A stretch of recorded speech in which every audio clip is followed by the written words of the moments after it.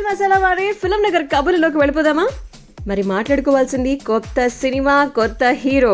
నందమూరి వారి కుటుంబం నుంచి 4వ తరం వెండి తెరపైకి అడుగు పెడుతున్నటువంటి సందర్భంగా నందమూరి హరికృష్ణ గారి మనవడు జానకిరామ్ కుమారుడు తారక రామారావు గారిని హీరోగా పరిచయం చేస్తూ డైరెక్టర్ వైవిఎస్ చౌదరి గారు ఒక సినిమాకి శ్రీకారం చుట్టారు.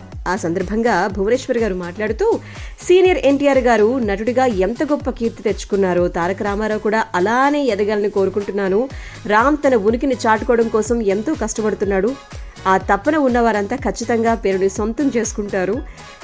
మా నాన్నగారు ఎన్టీఆర్ గారి వారసత్వాన్ని ముందుకు తీసుకువెళ్ళడానికి ఆయన కుమారులు మనవళ్ళు ఎంతో కృషి చేస్తున్నారు. వాళ్ళందరూ స్టార్లుగా ఎదిగారు. ఇప్పుడు ఇండస్ట్రీలోకి వస్తున్నటువంటి ఆయన ముని మనవల్ని కూడా మీరందరూ ప్రోత్సహించాలని కోరుకుంటున్నాను అని చెప్పి నారా లోకేశ్వరి గారు చెప్పడం జరిగింది. ఇక పురంధేశ్వరి గారు మాట్లాడుతూ మా నాన్న ఎన్టీఆర్ గారు కళా తపస్వి. ఆయన పేరును భారతీయ సినీ రంగంలో సువర్ణాక్షరాలతో లిఖించారు.